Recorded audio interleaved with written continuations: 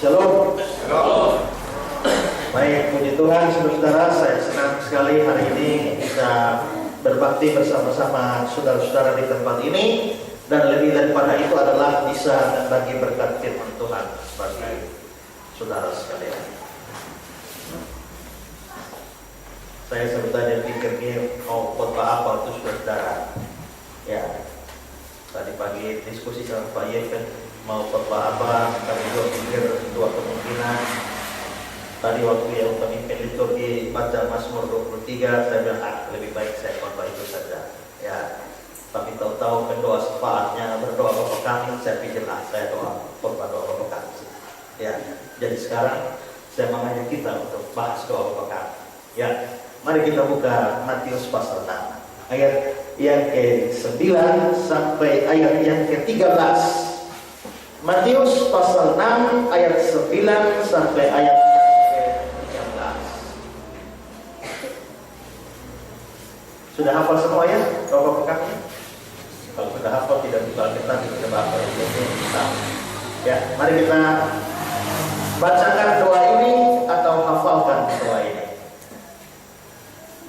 Doa 3. Karena itu berdoalah demikian: Bapa kami yang di surga, dikuduskanlah namamu, datanglah kerajaanmu, jadilah kehendakmu di bumi seperti di surga.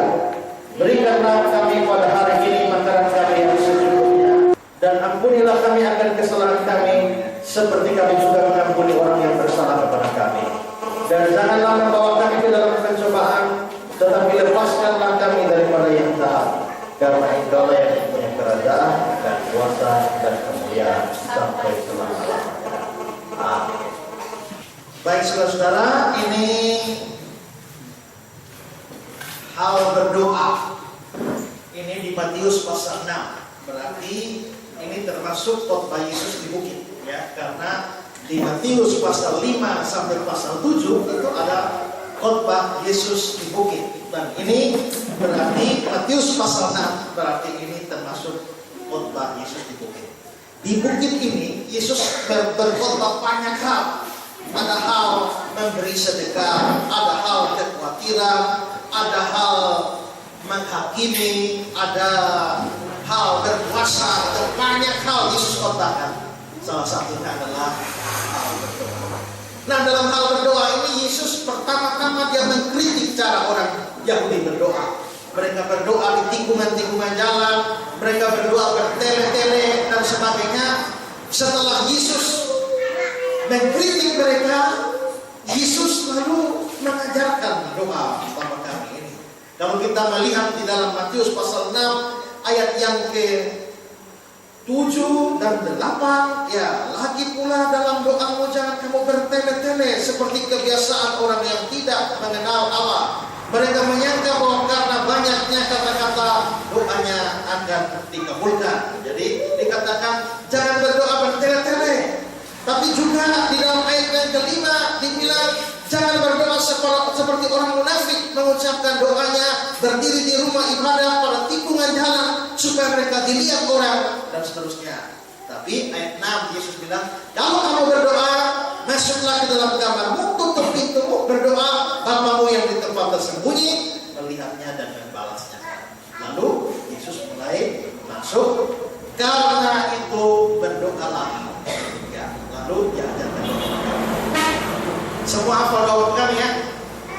Kalau ada orang Kristen tidak hafal doa Bapa Kami ini keterlaluan. Ya, ada dua kemungkinan saja, mungkin dia baru kemarin masuk Kristen, ya, atau dia memang tidak pernah sentuh ini Alkitab, ya, makanya tidak tahu doa Bapa Kami. Nah, saudara-saudara, saya percaya bahwa doa Bapa Kami diajarkan Yesus ini sebenarnya tujuan utama itu bukan supaya kita ucapkan kata per kata. Mengapa? Karena doa Bapa Kami ini tidak bisa mewakili seluruh kebutuhan kita. Coba, kalau kita mau doa, kalau doa makan cocok ya, berikanlah kami makan hari ini. Pas ada. Kalau doa pengampunan dosa, ya, ampunilah kami akan kesalahan kami. Pas ada. Tapi kalau mau doa orang sakit, ada nggak? Tidak ada. Kalau berdoa bangsa dan negara, tidak ada. Mau berdoa untuk pelayanan,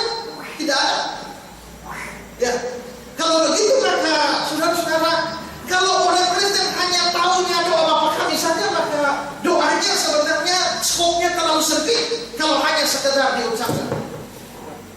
Jadi menurut saya sebenarnya waktu Tuhan Yesus ajar doa Bapa kami, bukan maksudnya adalah supaya kita mengucapkan kata per kata itu saja. Bukan itu maksudnya. Terus maksudnya apa? Maksudnya adalah doa Bapa kami ini menjadi model doa yang benar. Doa Bapa kami diberikan ini supaya menjadi pola doa Kristen itu sesungguhnya yang bagaimana. Jadi sebenarnya adalah bahwa doa Bapa kami ini memberikan kepada kita prinsip-prinsip yang baik sekali ketika seorang Kristen berdoa. Ketika seorang Kristen berdoa, dia bisa menemukan patokan-patokannya atau cara dia berdoa bagaimana, itu dari doa Bapa kami. Dan karena itu orang Kristen boleh berdoa apa saja, dia mendoakan apa saja boleh, tapi rambu-rambunya itu ada di sini.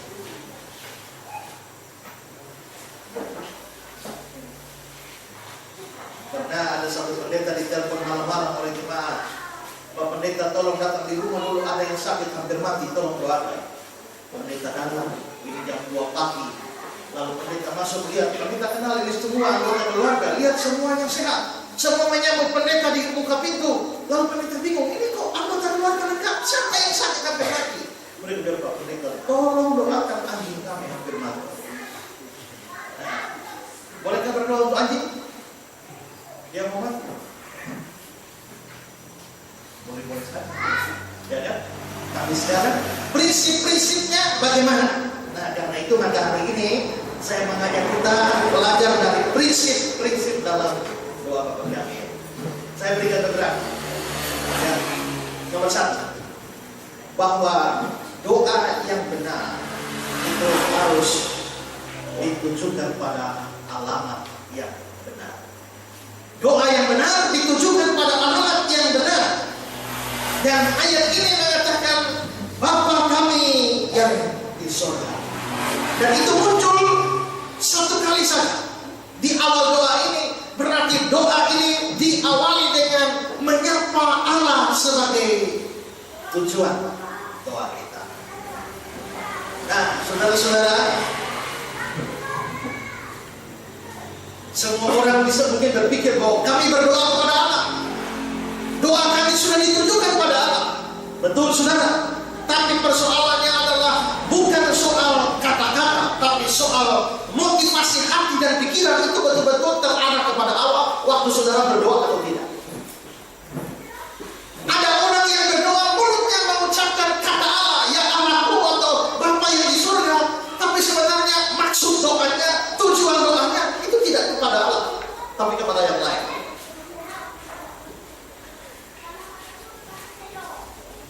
Satu hari ada anak kecil,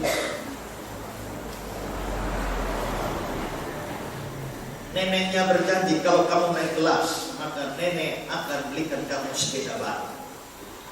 Tapi nenek ini sudah pikir. Karena itu ini anak sudah naik kelas tapi nenek lupa beli sepeda. Pas mau malamnya mau doa makan, lalu bilang ya adik silakan doa makan. Lalu si adik ini doa makan, dia bilang Bapa kami di surga, sekarang kami mau makan Tuhan, Tuhan berkati makan ini. Dan tolong juga nenek supaya nenek ingat ada janji beli sepeda. Kira-kira dia ngomong itu tujuannya pada Tuhan atau pada nenek? Nah itu berarti dia tujukan kata-katanya yang Bapa di surga, tapi tujuannya bukan Bapa di surga. Tujuannya itu adalah untuk neneknya, supaya nenek ingat ada janji sepeda buat dia.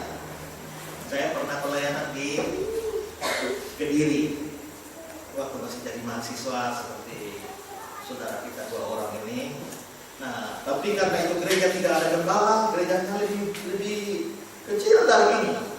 Di gereja itu kecil saja, mungkin dari pintu sampai ke kursi hijau ya. Itu sudah gerejanya. Ya. Karena bangkunya hanya 3, jajar ke belakang. 3 bangku panjang, lalu sebelah sini kandang ayam. Ya. Jadi saya nikmati kandang ayam kira-kira 3 tahun. Ya. Nah, lalu saudara-saudara, saya melayani di situ. Lalu sekaligus karena tidak ada gembala menjadi gembala mahasiswa. Gembala sekaligus mahasiswa. Lalu saudara, pada waktu itu ada satu orang yang juga sekolah teologi. Karena juga sekolah teologi, maka kami minta juga dia bantuan untuk dia bantu-bantu pelayanan. Nah, kalau dia bantu-bantu pelayanan, setiap dia bantu pelayanan, maka setiap dia selesai berkhotbah, kami kasih persembahan kasih buat dia. Nah, lalu saudara, satu kali dia membuat satu pelanggaran moral. Karena ini pelanggaran, maka akhirnya kami men-scourging dia. Lalu karena skors dia, lalu saya bilang bahwa dalam masa skorsnya tidak boleh kasih kesempatan dia khotbah. Lalu saya pulang liburan ke Kupang. Karena saya pulang liburan ke Kupang, lalu ternyata majelis dari pengkhotbah tidak datang. Karena majelis dari pengkhotbah tidak dapat, majelis terpaksa minta kembali orang itu untuk berkhotbah. Nah, tapi karena majelis ini ingat apa yang saya omong, lalu akhirnya kalau dia selesai berkhotbah, mereka tidak kasih persembahan. Lalu doa penutup di dalam kebaktian itu, mereka minta dia berdoa penutup dan doa berkat. Sebelum doa berkat dia bilang, ya Tuhan, kiranya Engkau menjamah hati para majelis ini ya Tuhan, supaya mereka tidak menahan hak-hak orang miskin ya Tuhan. Nah sekarang kalau dia omong begitu, kira-kira tujuan doanya kemana? Omong Tuhan, tapi sebenarnya untuk nyindir majelis. Ya, jadi banyak orang seperti itu bahwa seolah-olah bicara dengan Tuhan, tapi kata-katanya, kalimatnya sebenarnya mengarah pada yang lain. Nah, doa Bapa kami ini mengajarkan Bapa kami ini hanya alamat satu-satunya dalam doa, dan tidak boleh doa itu dipakai dengan tujuan sindir orang, tujuan. Ada juga orang doa sekaligus pengumuman. Ya, saya pernah hadir dalam satu peristiwa doa, ada satu bapak yang disuruh jadi MC. Lalu bapak ini jadi MC, tapi karena bapak ini tidak bisa datang, namanya Bapak Anton. Bapak Anton tidak bisa bertugas, maka Bapak Anton meminta Bapak Cornelis untuk mengganti jadi MC. Lalu waktu doa pembukaan, Bapak Cornelis yang pimpin, Bapak Cornelis berdoa, ya Tuhan yang di surga, sebenarnya hari ini bukan hamba yang bertugas, sebenarnya adalah Bapak Anton yang bertugas. Tapi tadi siang waktu hamba pulang kantor di terminal, pas mau naik mikrolet ketemu dengan Bapak Anton. Bapak Anton bilang bahwa ini hari dia tidak bisa datang pimpin liturgi karena dia ada acara keluarga, dan dia minta kepada hambamu untuk hambamu menggantikan, dan dia berjanji bahwa minggu depan nanti dia yang akan mengganti kembali jadwal hambamu. Sekarang sebenarnya itu dia ngomong dengan keluarga atau dia pengumuman ke orang? Ya kan? Sebenarnya dia mau pengumuman. Kalau berdoa pada Tuhan kan tidak perlu menjelaskan terlalu panjang lebar seperti itu kan? Nah, tapi doa sekaligus pengumuman. Berarti ada banyak praktek doa yang sebenarnya mulutnya bisa mengucapkan kata-kata Bapa di surga atau Tuhan yang di surga, tapi tujuannya lain. Nah, di sini kita belajar doa yang benar. Prinsipnya adalah ditujukan pada alamat yang ini prinsip pertama. Sekarang yang kedua, ya. Yang kedua adalah bahwa doa ini menyapa Allah sebagai Bapa kami yang di surga. Doa ini menyapa Allah sebagai Bapa yang di surga. Nah, saudara-saudara, menarik bahwa kalau saudara cari di seluruh agama di dunia, tidak ada yang menyapa Allah sebagai Bapa, itu tidak ada. Ya. Kalau agama Islam mempunyai sekian banyak nama untuk Allah, tapi Bapa tidak. Ya, mereka menyapa Allah, ya, Allahu Akbar, setiap hari berteriak Allahu Akbar, tapi Bapa tidak. Agama Buddha tidak pernah menyebut Allah itu sebagai Bapa, bahkan Buddha tidak percaya bahwa Allah itu ada sebagai Bapa. Agama Hindu tidak pernah menyapa dewa-dewa mereka sebagai Bapa, tidak. Tapi ya, agama Kristen yang diwarisi dari agama Yahudi menyapa Allah sebagai Bapa. Bapa kami yang di surga. Itu berarti saudara-saudara yang berdoa, kalau saya datang berkata kepada Allah Bapa yang di surga, berarti saya siapa? Saya siapa? Saya anak. Maka yang jadi anak dulu baru boleh berdoa Bapa kami. Ya kan? Kalau bukan Bapa, bukan anak, tidak bisa minta kepada Allah. Kapan jadi anak Allah? Kapan seorang jadi anak Allah? Sejak dia terima Yesus. Yohanes 1 ayat 12 mengatakan, ya, barang siapa yang menerimanya diberi kuasa jadi anak-anak Allah. Jadi orang yang percaya kepada Yesus, terima Yesus, dia anak Allah, baru dia bisa doa pekan. Tapi kalau orang belum percaya Yesus, dia tidak jadi anak Allah. Dia anak iblis, dan katanya dia tidak boleh berdoa. Karena doa Bapa kami itu adalah permintaan seorang anak kepada Bapaknya.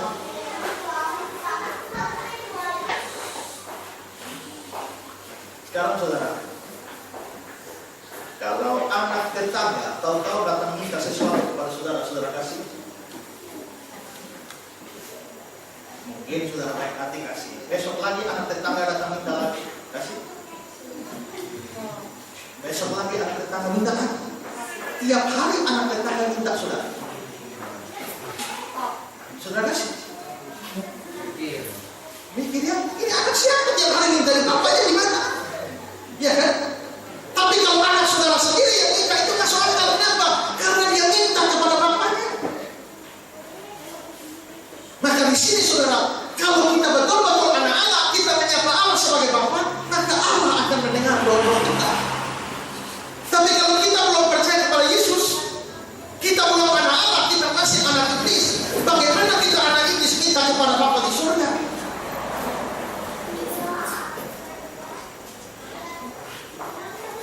Ada dua anak kecil, mereka main-main di dermaga. Waktu main-main di dermaga begini, ada kapal lewat. Ada satu kapal mewah lewat, lalu si anak yang satu bilang begini, kamu percaya nggak? Kalau saya bilang itu kapal akan datang. Lalu yang satu bilang, memangnya nenek moyang yang punya kapal kan? Ya. Lalu bilang, kamu tak percaya? Anak kecil itu satu langsung buka bajunya, lalu panggil itu kapal. Kapalnya kapalnya merapat ke pelabuhan. Begitu kapal merapat ke pelabuhan, turunlah kapten kapalnya. Kapten kapal itu berdiri di hadapan anak kecil itu dan hormat. Lalu temannya bingung, bagaimana bisa kamu panggil kapal itu datang? Lalu yang satu bilang begini, mau tahu kenapa? Kapten kapal itu mau tahu biasanya? Itu bapak saya. Nah, karena bapak saya, maka saya panggil dia datang. Coba kalau sudah tidak kenal itu kapten kapal, coba pergi ke laut coba. Baru sampai bengkok pun kapal tidak akan datang, ya kan? Nah, kalau begitu maka doa kita baru terjawab kalau kita betul-betul anak, dan menjadi anak itu hanya dengan percaya kepada Yesus. Tapi saudara-saudara ingat, Bapa ini adalah Bapa yang surga ini bicara kekudusan, surga ini bicara kemuliaan, surga ini bicara tentang tempat yang sakral. Maka sekalipun dia Bapa kita, ingat baik-baik bahwa dia Bapa yang kudus. Saudara-saudara, kita tidak boleh takut kepada Allah. Kita harus menyapa Allah sebagai Bapa. Tapi pada saat yang sama, menyapa Allah sebagai Bapa tidak boleh membuat kita jadi orang yang kurang ajar. Lalu kita boleh datang kepada Allah yang kurang ajar. Kenapa saudara? Karena Allah itu adalah Bapa yang di surga. Ada orang-orang yang begitu takut kepada Allah, tidak berani menyapa Allah sebagai Bapa. Tapi ada orang Kristen yang menyapa Allah sebagai Bapa, tapi kurang penghormatan kepada Allah. Saudara tahu orang Hindu itu kalau datang kepada dewa-dewa mereka penuh ketakutan luar biasa. Saya pernah pelayanan di Bali, saudara, nyewa kontrak rumah, lalu di muka rumahnya itu ada tubuh berhala. Lalu saat-saat tertentu tuan rumahnya datang memberikan sesajen, kue, lalu apalah, beras-beras lah, daging-daging taruh di patung itu. Biasanya kalau tuan rumah itu pergi, saya ambil daging-daging, kue-kuenya saya makan. Ya. Nah, lalu suatu hari dia bawa sesajen, lalu saya tanya, Ibu, ini agama Hindu ini kan percaya ada Trimurti. Ada Dewa Brahma, itu pencipta, Dewa Wisnu pemelihara, Dewa Siwa perusak. Nah, waktu Ibu kasih sesajen itu, Ibu kasih yang mana? Kasih untuk siapa? Untuk Brahma penciptakan, untuk Wisnu memeliharakan atau untuk Siwa berusaha. Luar biasanya dia bilang begini, Pak, yang saya kasih sesajen itu saya kasih untuk Siwa yang berusaha. Nah, kenapa tidak kasih dewa yang baik? Kasih Brahma, dia kasih Wisnu kan? Yang baik-baik masa dewa berusaha, yang jelek dikasih. Lalu apa dibilang itu? Pak, mending kita kasih si Siwa saja. Karena kalau kita kasih namanya Brahma sama Wisnu itu sudah dewa yang sudah baik. Tapi kita perlu kasih persembahan untuk dewa yang tidak baik ini. Kenapa? Karena kalau dewa tidak baik ini ngamuk, Brahma sama Wisnu pun tidak bisa tolong. Jadi lebih baik kita kasih saja yang dewa jahat ini supaya dia tidak jahat kepada kita. Nah, berarti mereka berikan persembahan dalam keadaan takut. Tapi orang Kristen menyapa Allah tidak dalam keadaan takut, menyapanya sebagai Bapa. Tapi pada saat yang bersamaan, saudara-saudara, ingatlah bahwa Bapa itu adalah Bapa yang di surga. Karena itu sikap hormat setiap kali datang berdoa kepada Dia, kita harus hormat karena Dia bukan cuma Bapa, tapi Dia Bapa yang di surga. Ini prinsip kedua. Sekarang prinsip ketiga. Prinsip ketiga adalah bahwa doa yang benar itu harus membuang semua yang bersifat egois. Doa yang benar harus membuang semua yang bersifat egois. Saudara, di dalam doa Bapa kami ini ada berapa kata aku di sini? Ya. Ada berapa kata aku di situ? Aku atau ku? Ada berapa?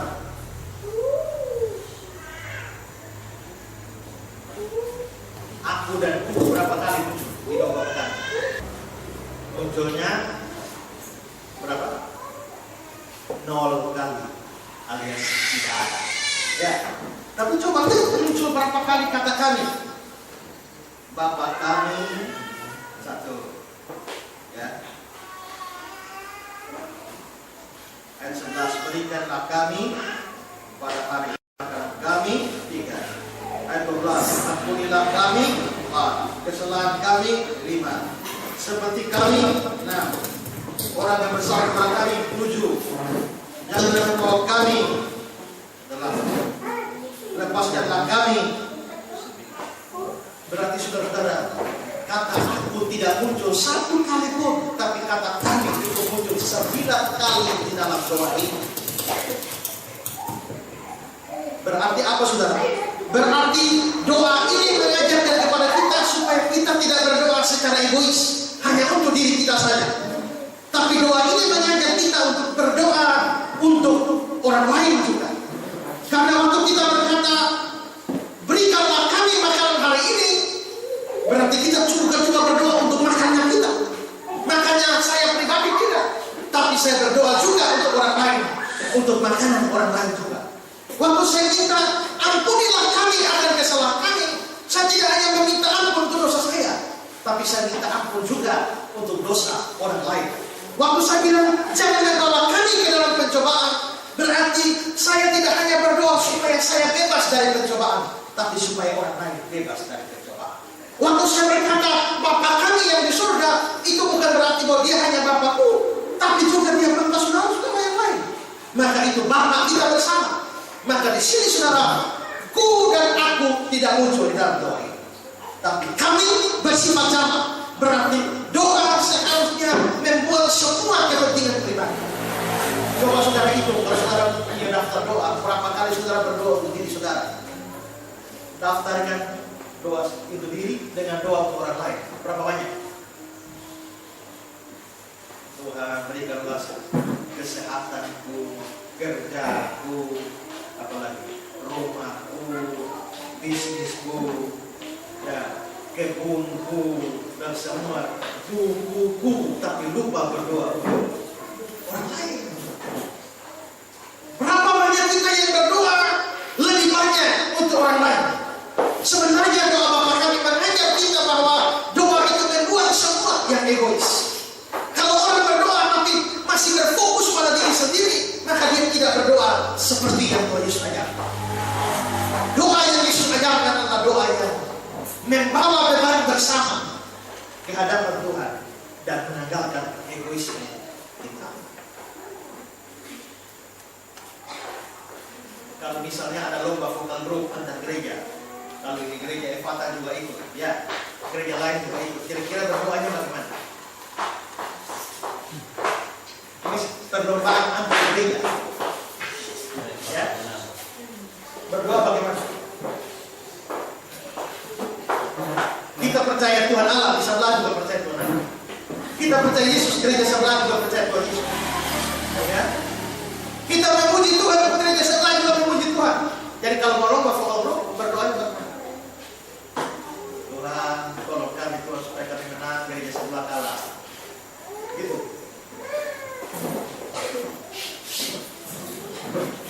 Kalau kita berdoa supaya kita menang, orang lain kalah, rasanya egois. Masalahnya adalah kita sama-sama orang percaya. Kita sama-sama anak dari Bapa kita yang di surga. Kalau begitu saudara-saudara, doa yang tidak egois apa gimana?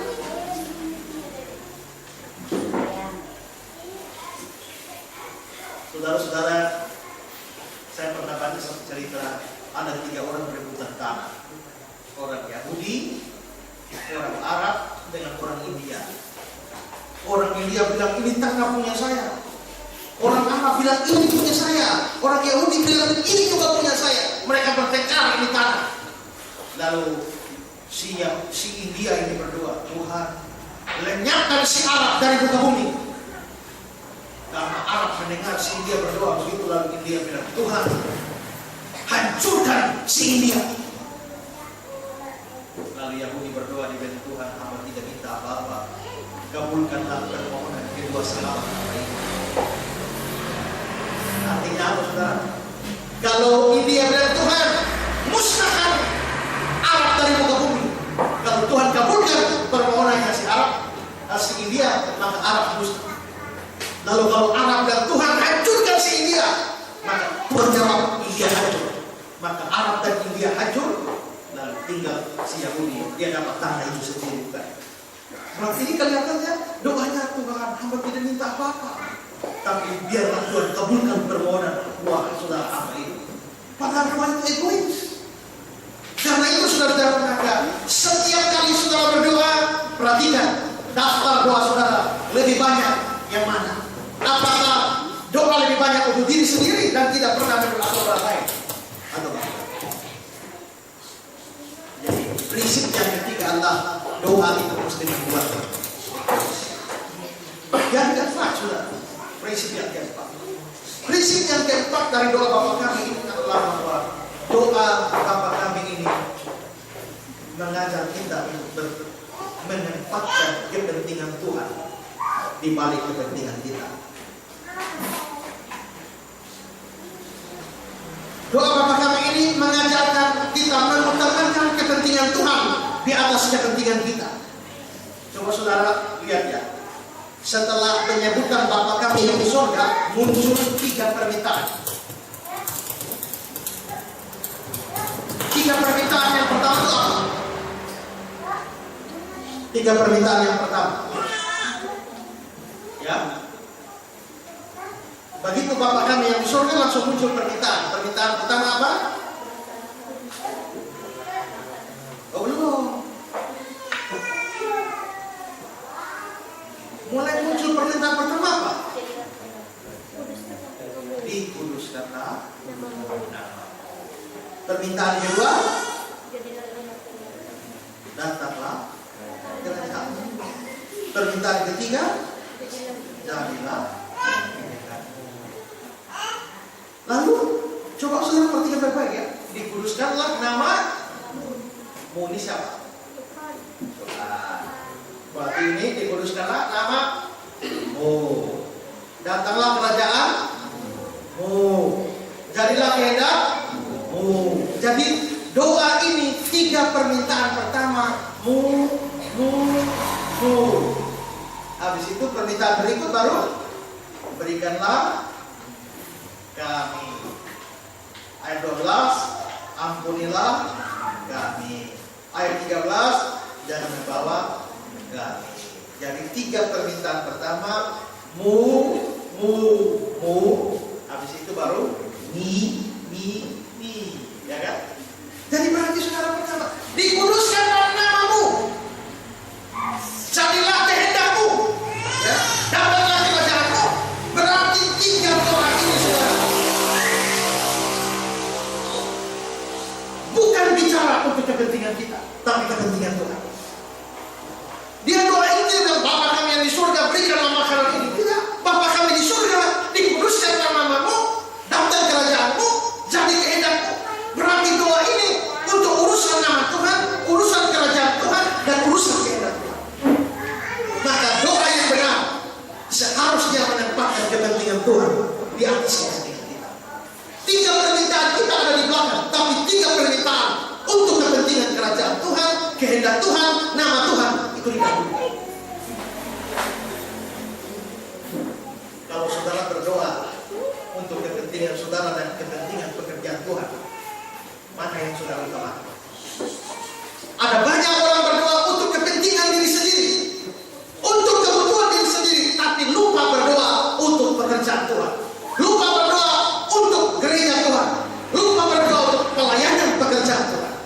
Di sini Tuhan mau supaya waktu kita berdoa, nama Tuhan diutamakan, lalu kerajaan Tuhan, lalu kehendak Tuhan itu diutamakan lebih dulu, baru urusan kita pribadi. Ada satu orang perempuan, kalau saudara pernah baca satu buku namanya Ratu Kamar Gelap.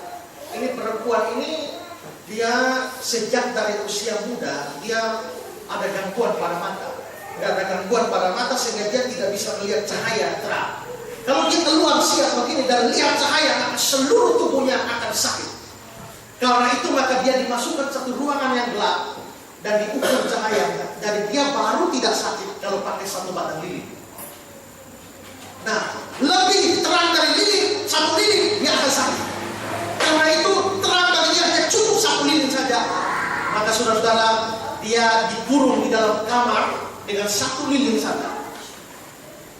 Untuk belajar membaca, guru didatangkan ke kamarnya belajar membaca, belajar menulis di kamar. Dia tidak bisa keluar karena kalau keluar sakit. Maka saudara, dari selama dari dia kecil sampai dia mati, dia hanya hidup di dalam kamar itu, tidak bisa keluar. Dan saudara-saudara, ini kisah nyata. Sampai dia akhirnya mati. Dia mati, perempuan ini mati, lalu kamarnya itu mulai dibongkar. Ternyata saudara, begitu kamarnya dibongkar, di kolong tempat tidurnya mereka lihat ternyata ada buku-buku doa yang begitu banyak. Nah, lalu mereka buka satu-satu buku doa ini, saudara-saudara. Ternyata orang perempuan di kamar gelap ini, dia berdoa begitu banyak untuk gereja Tuhan, dia berdoa begitu banyak untuk hamba Tuhan, berdoa untuk KKR di mana-mana, penginjilan di mana, yayasan penginjilan, dia doakan semua. Menariknya adalah dari sekian banyak buku doa, ribuan sudah doa dia naikkan, tidak ada satu pun berdoa supaya dia sembuh dari sakitnya. Tidak ada. Begitu dia membaca majalah, dia mendapatkan, wah ada satu pendeta A mau khotbah di sana, dia mendoakan pendeta A. Dia mendengar ada gereja mau dibangun di sana, dia mendoakan gereja B itu. Dia mendengarkan ada yayasan penginjilan atau ada pekabaran Injil di mana, dia doakan. Sampai dia mati. Berarti saudara-saudara, orang ini menempatkan kepentingan. Waktu dia berdoa, dia menempatkan kepentingan Tuhan di atas kepentingan pribadi. Kebanyakan kita berdoa hanya menyampaikan apa yang kita perlukan, tapi kita lupa berdoa untuk kepentingan Tuhan. Termasuk saudara-saudara di tempat ini. Saudara mungkin berdoa untuk makanan saudara, untuk hidup saudara, masa depan saudara, kebutuhan saudara. Tapi berapa banyak saudara berdoa sungguh-sungguh kehidupan gereja ini, pembangunan gereja ini, pelayanan di gereja ini, semua kegiatan di gereja ini, atau bahkan di gereja-gereja lain. Seberapa saudara kuat mendoakan ini? Maka di sini saudara, Tuhan ajarkan doa itu harus memprioritaskan kepentingan Tuhan di atas kepentingan kita. Mu.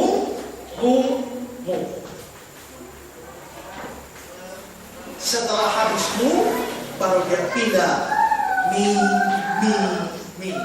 Berikanlah kami makanan hari ini, ampunilah kami, janganlah membawa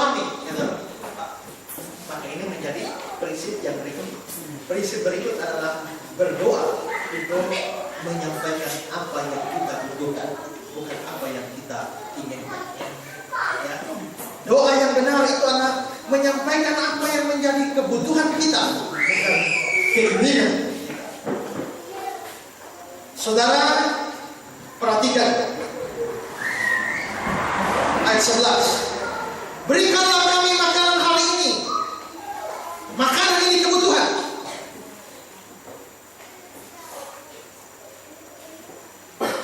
Ada banyak kali orang berdoa bukan menyampaikan kebutuhan, tapi keinginan.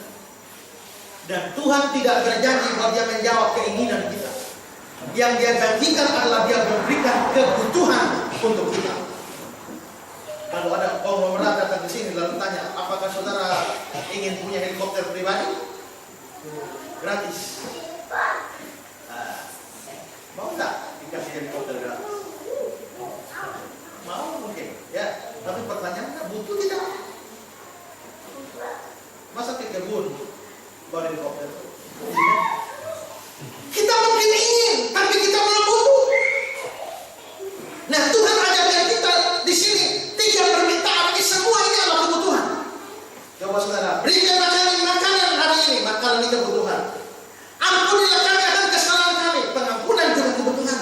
Janganlah membawa kami ke dalam pencobaan, ini juga kebutuhan. Saudara perhatikan, mintanya secukupnya ya. Berikanlah kami hari ini makanan kami yang secukupnya.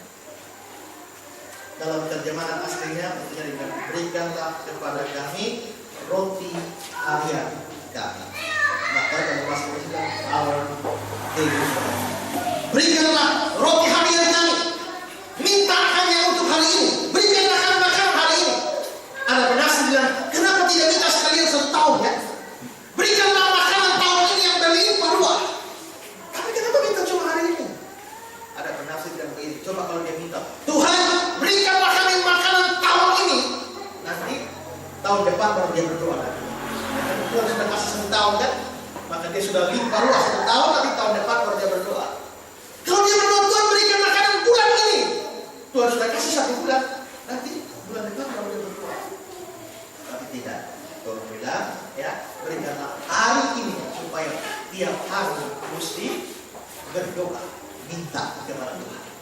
Nah, saudara, ada 3 kebutuhan kita ini. Coba saudara perhatikan, kebutuhan jasmani berapa, kebutuhan rohani berapa?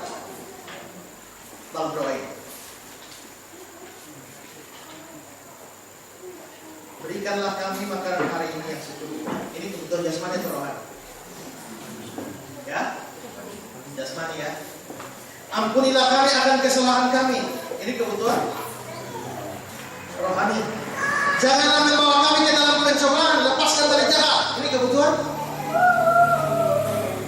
rohani. Nah, saudara, pernahkah saudara berdoa minta kebutuhan rohani? Di sini ada kebutuhan jasmani, kebutuhan rohani. Tapi kebutuhan rohani ada 2, yaitu pengampunan dosa dan jangan membawa ke dalam pencobaan. Tapi kebutuhan jasmani cuma 1, yaitu makanan yang secukupnya. Jadi saudara-saudara, di sini Tuhan mau mengatakan bahwa waktu kita minta kepada Tuhan, minta itu jangan melulu jasmani saja, tapi minta juga yang rohani. Dan minta yang rohani harus lebih banyak daripada minta yang jasmani.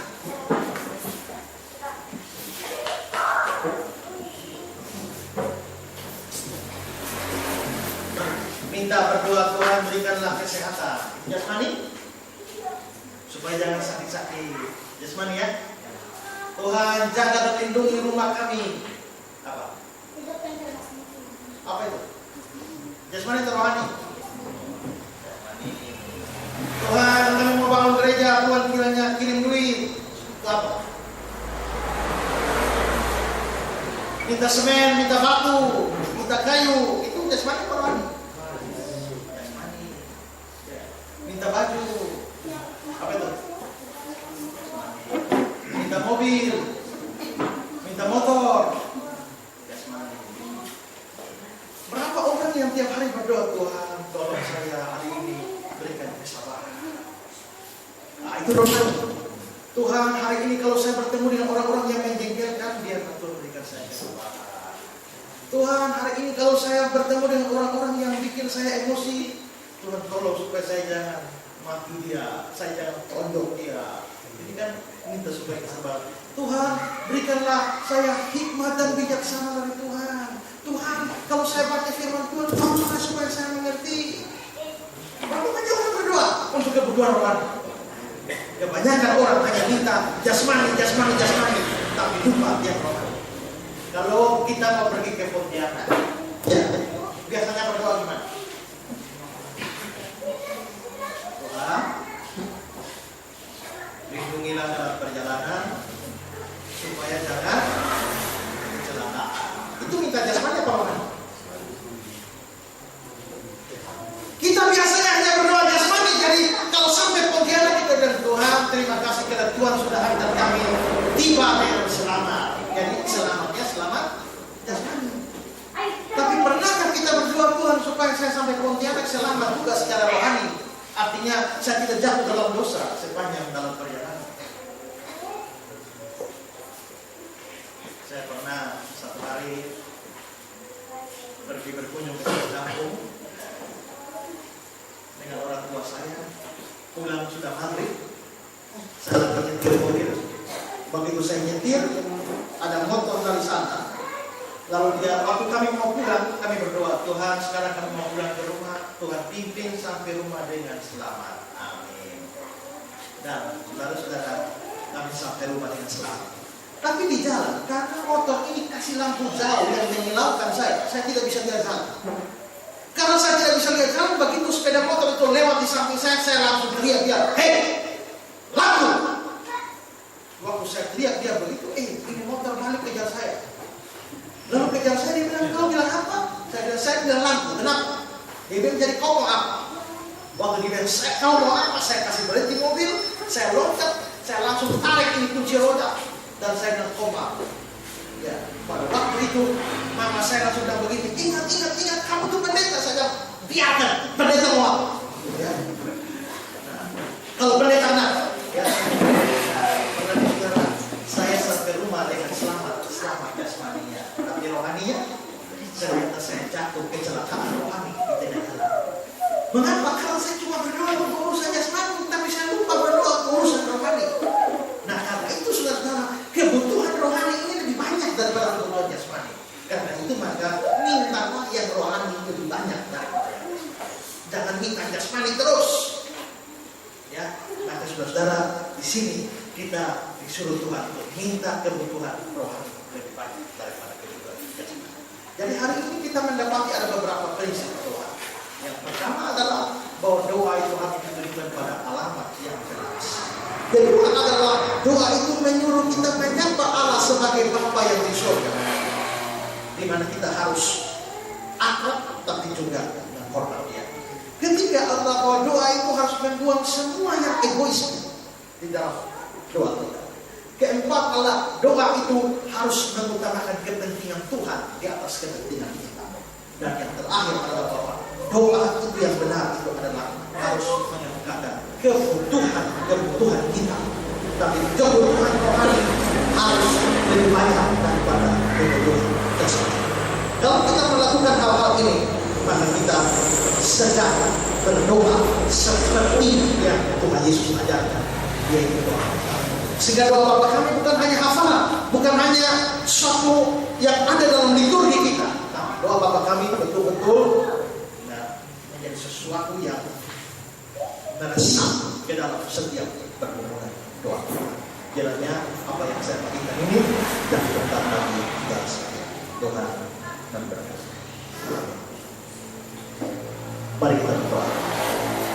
Tuhan, terima kasih untuk firman Tuhan yang datang pada hari ini. Kami belajar prinsip-prinsip doa dari doa Bapa Kami yang Tuhan Yesus ajarkan. Tuhan, kami sadar bahwa seringkali kami salah berdoa. Banyak di antara kami yang berdoa hanya untuk kepentingan kami, tapi lupa kepentingan pekerjaan Tuhan.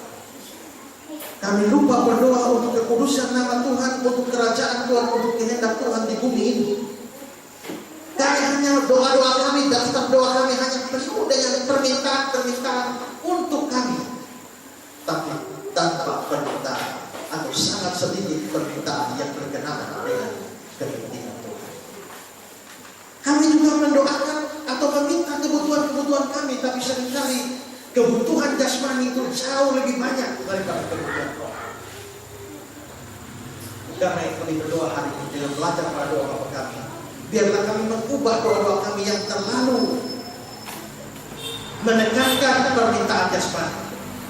Kami boleh memperbanyak permintaan-permintaan yang bersifat rohani. Demikian juga kami boleh membuang semua egoisme kami di dalam doa. Kami tidak hanya mendoakan diri sendiri, tapi juga mendoakan saudara-saudara kami, mendoakan orang-orang lain, mendoakan juga orang-orang yang jauh dari kami. Terima kasih Bapak. Biarlah prinsip-prinsip doa ini boleh membuat doa kami semakin berkenan kepada Tuhan. Dalam nama Tuhan Yesus Kristus dan saudara berdoa. Amin.